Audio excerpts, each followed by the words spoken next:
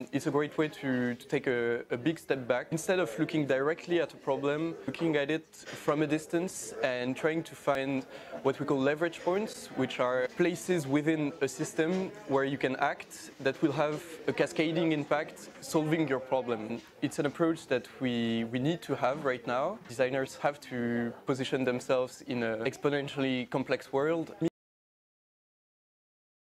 I work with a region student that works at NRK, which is the Meteorological Institute and Weather Channel. Currently in Norway they have this problem of extreme weather because of climate change.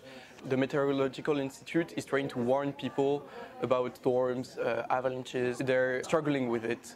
They've already tried modifying everything they could in their communication. They don't have great results. The idea here was to try systemic design, to look maybe more in a macro scale. And for example, we ended up thinking about connection to nature. It's a lot of different factors. If you change the mindset of people, the idea is to act on behavior more than a physical product or service.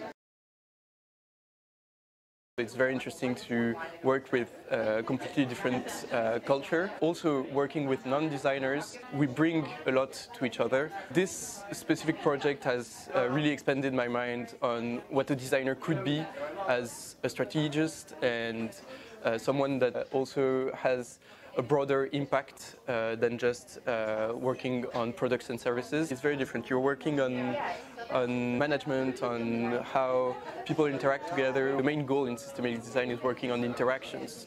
Is also a new sort of vision for designers.